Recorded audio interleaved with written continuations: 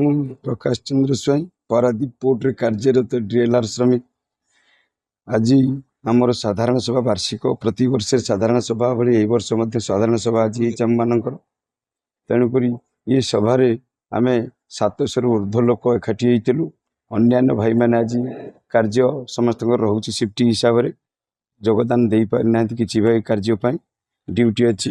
ତେଣୁକରି ଆମର ମୁଖ୍ୟ ଆକର୍ଷଣ ରହିଛି ଆଜିର ସଭାରେ ଯେ ଆମେ ଦରମା ବୃଦ୍ଧି ହେଉନାହିଁ। ଦୀର୍ଘ 3 ବର୍ଷ ହେଲାଣି ଆମେ ଦରମା ପାଉନାହୁଁ।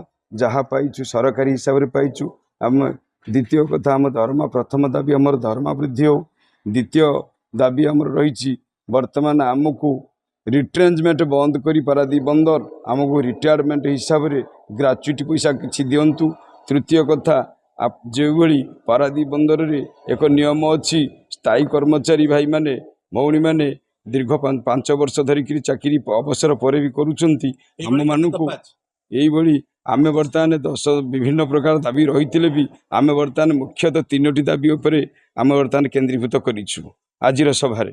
ତେଣୁକରି ସଭାପତି ପ୍ରକାଶ ତ୍ରିପାଠୀଙ୍କୁ ଆମେ ଜଣାଇଛୁ, ସେ ଚେୟାରମ୍ୟାନ୍ କର୍ତ୍ତୃପକ୍ଷଙ୍କ ସହିତ ଆଲୋଚନା କରି ଯଦି ଆମ ଦାବି ଯଥାଶୀଘ୍ର ପୂରଣ ନ କରନ୍ତି ତାହେଲେ ତାଙ୍କ ନିର୍ଦ୍ଦେଶ ଅନୁସାରେ ଯାହା ପଦକ୍ଷେପ ନିଆଯିବ ସେଥିପାଇଁ ଆମେ ସମସ୍ତେ ଏକତ୍ରିତ ହେଇକି ଲଢ଼ିବୁ ତାଙ୍କ ସହିତ। ମୁଁ Paresh Murmu, Paradip port DLR contract workmen association ସାଧାରଣ ସମ୍ପାଦକ। ଆଜିର ସାଧାରଣ ସଭା ଡିଏଲ୍ଆର୍ ଭାଇମାନଙ୍କର ବିଭିନ୍ନ ପ୍ରକାର ସମସ୍ୟାର ସମାଧାନ ପାଇଁ ଏ ବୈଠକ ଡକା ହେଇଥିଲା ଏବଂ ଇଏ ବାର୍ଷିକ ସଭା ଆମର ସେଥିରେ ପିଲାମାନଙ୍କର ଡିଏଲ୍ଆର୍ ଭାଇମାନେ ଯେଉଁମାନେ 25-30 ବର୍ଷ ଧରି ଯେଉଁମାନେ କାମ କଲେଣି ସେମାନଙ୍କର କିଛି କିଛି ସମସ୍ୟାର ସମାଧାନ ହେଇଛି। ଯେମିତିକି ଗତ ଦୁର୍ଗା ପୂଜା ସମୟରେ ଯେଉଁ ଆମର ବୋନସ୍ ମିଳେ, ପିଲାମାନଙ୍କର ବୋନସ୍ ଅଧା ପଇସା ମିଳୁଥିଲା। ଆମ ପାଖକୁ ଯେତେବେଳେ ଆସିଲେ ପିଲାମାନେ ଆମକୁ ଯେତେବେଳେ ଦାୟିତ୍ୱ ଦେଲେ ଆମେ ତାଙ୍କର ବୋନସ୍ଟାକୁ ବୃଦ୍ଧି କରି ବର୍ତ୍ତମାନ ସେମାନେ କମ୍ ସେ କମ୍ 13,000 ଟଙ୍କା ପାଉଛନ୍ତି।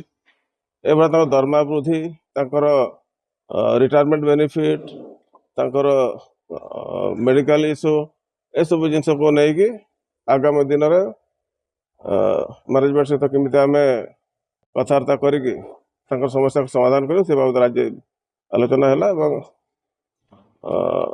ଏହା ସହିତ ଯେଉଁ ଭାଇମାନେ ଆମର ରିଟାୟାରମେଣ୍ଟ ରିଟାୟାର ହେଉଛନ୍ତି, ଅବସର ହେଉଛନ୍ତି, ତାଙ୍କୁ କେମିତି ପୁନର୍ବାର ତାଙ୍କୁ 5 ବର୍ଷ ପାଇଁ କେମିତି ରଖାଯିବ, ଯାହାଦ୍ୱାରା କି ସେମାନେ ତ ରେଗୁଲାର ଏମ୍ପ୍ଲୟମେଣ୍ଟ ପେନସନ୍ ପାଇବେନି। ତ ଆଉ 4-5 ବର୍ଷ ସେମାନେ କାମ କଲେ ତାଙ୍କର ପରିବାର ପାଇଁ କିଛି ସହାୟକ ହେବେ। ତେଣୁ ଆମେ ଚେଷ୍ଟା କରିବୁ ଆଗାମୀ ଦିନରେ ପିଲାମାନଙ୍କ ଲଢ଼େଇ ହେବ ଜୋରଦାର। ତେଣୁ ଆମେ ସବୁ ଭାଇମାନଙ୍କୁ କହୁଛୁ ଆମର ଏକତା ହିଁ ବଳ। ଆମେ ସମସ୍ତେ ଡିଏଲ୍ଆର୍ ଏବଂ କଣ୍ଟ୍ରାକ୍ଟ ୱାର୍କମେନ୍ ଭାଇମାନଙ୍କୁ କହୁଛୁ ସମସ୍ତେ ଆମେ ଏକ ହେବା ଏବଂ ଆଗାମୀ ଦିନରେ ଲଢ଼େଇଟାକୁ ଜୋରଦାର କରାଯିବ ଏବଂ ଆପଣମାନଙ୍କ ଯାହା ଯାହା ସମସ୍ୟା ଅଛି ସମାଧାନ ପାଇଁ ମ୍ୟାନେଜମେଣ୍ଟକୁ ଆମେ ପ୍ରେସର କରିବୁ।